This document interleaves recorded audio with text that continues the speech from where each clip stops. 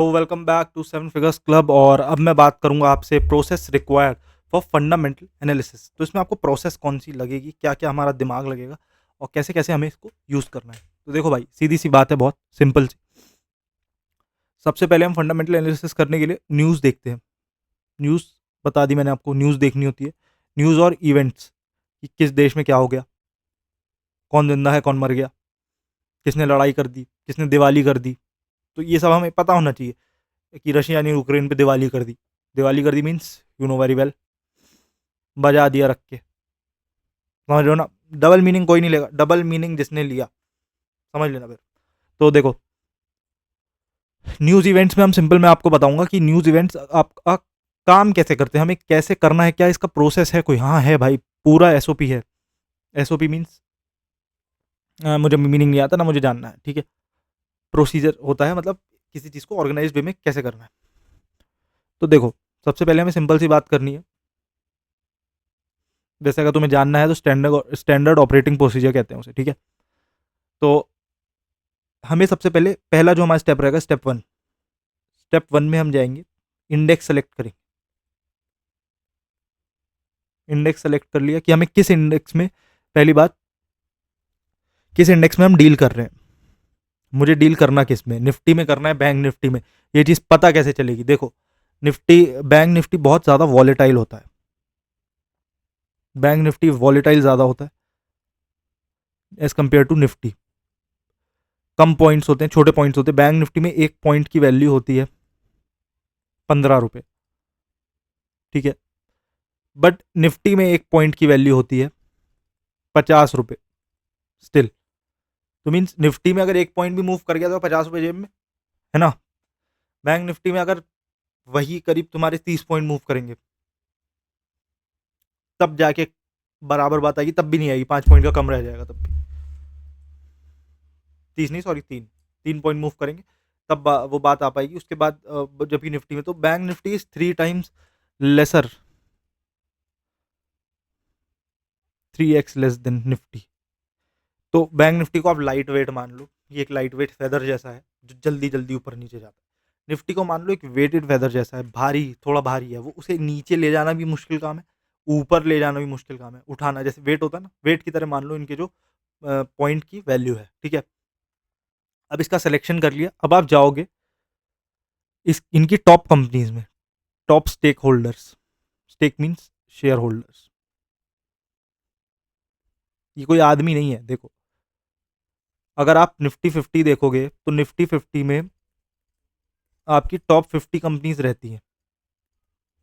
Top 50 companies रहती हैं, तो आप उसमें से देखोगे सबसे ज़्यादा परसेंटेज कौन सी कंपनीज का है। परसेंटेज निकाल लोगे, निफ्टी 50 परसेंटेज, एग्जाम्पल, एग्जाम्पल नहीं, परसेंटेज चार्ट। तो इसमें आपको वो दिखा देगा कौन सी कंपनी है, कितने कितने पार्ट्स हैं। अब मैं आपको ले चल के दिखाता हूँ खुद ही,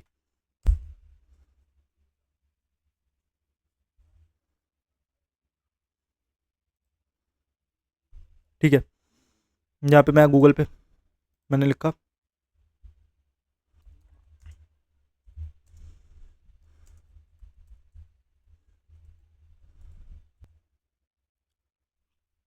देखो यहाँ पे परसेंटेज लिख रहा हूँ।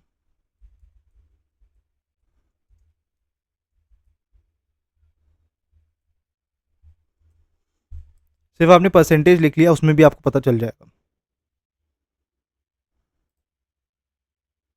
इसे कहते हैं निफ्टी 50 के स्टॉक्स, ठीक है। यहाँ से देखो, सबसे ऊपर रिलायंस आता है, फिर H D F C bank, फिर इन्फोसिस, फिर आईसीआईसीआई बैंक, फिर आपका Tata consultancy, Kotak Mahindra bank, Tata consultancy, Hindustan Unilever, ITC, Bharti Airtel. तो आप इसमें से परसेंटेज देख लोगे सबसे ज़्यादा कौन सा है, ठीक है।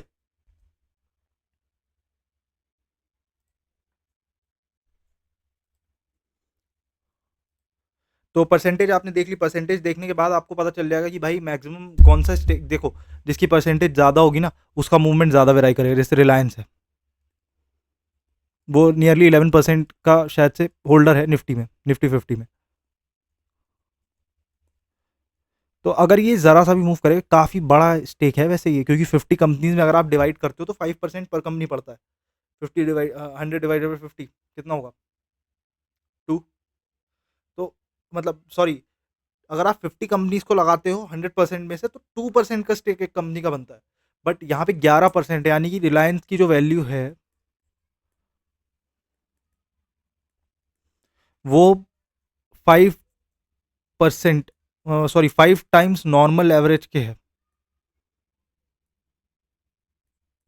इसका जो स्टेक होल्डिंग है 5 टाइम्स, मतलब 5 गुना ज़्यादा। नॉर्मल अगर किसी कंपनी का 2% स्टेक है निफ्टी 50 में स्टेक होल्डिंग है, तो वो अगर 1 पॉइंट हिलाएगी, तो अगर रिलायंस का तो रिलायंस जो होगी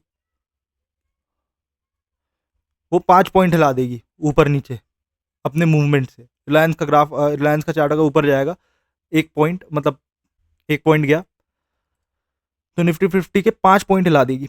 बट ऐसा नहीं है हमेशा रिलायंस पूरा खींच देगी, कुछ कंपनीज ऐसी होंगी जो डाउनफॉल भी हो रही होंगी, जिनका प्राइस कम हो रहा होगा, तो वो इसको रेजिस्ट करेंगी रिलायंस को, तो वो इतना फ्रीक्वेंटली अपने ऊपर बिल्कुल ही इसके ऊपर बेस नहीं रहेगा। वो सारी फोर्सेस को इक्वल मतलब इक्वेट करेगा। कैसे इक्वेट करेगा? रिलायंस ने उठा दिया इसको 100 पॉइंट,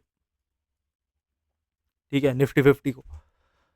इधर से और हिंदुस्तान यूनिलीवर आ गई, एशियन पेंट्स आ गई, और कोई आ गई, फिर किसी ने उठा दिया, फिर गिरा दिया, तो इनका जो एवरेज निकलेगा उस हिसाब से रिलायंस सिर्फ इतना उठ पाएगा, सिर्फ इतना। एक्चुअल में वो उठा इतना है, पर वो निफ्टी में इतना उठेगा। पर निफ्टी में अगर 1 पॉइंट की वैल्यू ही 50 रुपये है,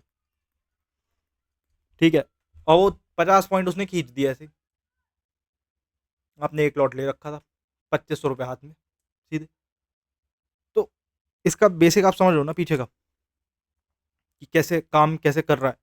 तो आपको ऐसे समझना पड़ेगा कि ये जो चीज़ मैंने आपको बताई कि रिलायंस कैसे काम कर रहा है, आपको पहले मेजर स्टेक होल्डर्स के नाम लिखने पड़ेंगे, ठीक है। इंडेक्स सेलेक्ट कर ली, उसके बाद आपने मेजर स्टेक होल्डर्स देख लिए। आपको रोज़ उठ के सुबह, देखो सुबह का मैं बताऊंगा आपको क्या करना है। आप जब सुबह ट्रेडिंग शुरू करोगे, पहले कोई न्यूज़ आ रही है रात में तो उसको देख लो, अगर उसका इन किसी भी कंपनी से या फिर इंडिया से रिलेशन है, तो पहले उसको आप एक स्क्रीनशॉट ले लो, ठीक। तो आप समझ जाओगे। न्यूज़ में आपको एनालाइज करना अलग बताऊंगा। पहले आप टॉप की मास गेनर्स देखोगे, मास गेनर्स नहीं, मास होल्डर्स, जिस भी आप इंडेक्स में काम कर रहे हो उसका पहला काम ये होगा, फर्स्ट स्टेप। सेकंड स्टेप, आप इंडेक्स चेक करोगे कि उसका मूवमेंट कैसा है, स्लो है, फास्ट है, अकॉर्डिंग टू मास होल्डर। क्या वो छोटे होल्डर्स पे चल रहा है, मास होल्डर पे चल रहा है, मास होल्डर साइडवेज चल रहा है, ऊपर ना नीचे, ठीक है। ये दो चीज़ें आपको मेजरली चेक करनी है हर दिन। अब बात आती है न्यूज़ की, कि भाई न्यूज़ से क्या असर पड़ रहा है। तो देखो न्यूज़ से क्या असर पड़ रहा है, ये चीज़ भी मैं आपको समझा देता हूँ। न्यूज़ से क्या फ़र्क पड़ रहा है। अगर न्यूज़ आपको ना आपके पास आई रात में 8 बजे, और कल ट्रेडिंग डे है, कि भाई रिलायंस ने ब्लैक रॉक के साथ पार्टनरशिप कर ली, दे जॉइंट हैड, तो आपको पता है black rock is very stable company. तो जिसके साथ भी ऐसा पार्टनरशिप वाली वीडियो आएगी, आपको समझना है उसका इफेक्ट क्या पड़ेगा। अगर कोई स्टेबल बड़ा ब्रांड आपके साथ कोलैबोरेट कर रहा है, तो मीन्स ये वाला, अगर ब्लैक रॉक ऊपर बढ़ रहा है तो ये भी बढ़ेगा, रिलायंस भी भागेगा, रिलायंस भागेगा मीन्स स्टेक ऊपर जाएगा। तो ये पॉजिटिव न्यूज़ है, शेयर प्राइस ऊपर जा सकता है। ये चीज़ एक एजम्पशन में आ गई है, ठीक है। तो आपको पहले ये चीज़ करनी पड़ेगी।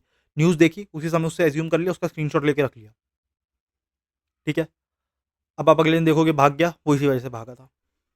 समझ आ गई भाई? समझ आ गई बात आपको? और आपको सुबह उठ के ये करना है, ये जो मैंने आपको बताया, टॉप मास होल्डर्स और इंडेक्स चेक करना है, इंडेक्स का चार्ट और मास होल्डर्स का चार्ट, इन सबके चार्ट चेक करने हैं। चार्ट चार्ट ऐसे नहीं चेक करने सिर्फ चार्ट देख लिया, चार्ट नहीं, इसकी न्यूज़ भी देखनी है। News plus chart, news plus chart, move कैसा कर रहा है। तो ये बात हो गई आपकी फंडामेंटल के प्रोसेस के बारे में। अब मैं आपसे मिलूंगा अगले वीडियो में, जहाँ पे मैं आपको बताऊंगा कुछ और फंडामेंटल का, और आपका पूरा फंडामेंटल सेक्शन खत्म हो जाएगा। तब तक के लिए bye bye and take care.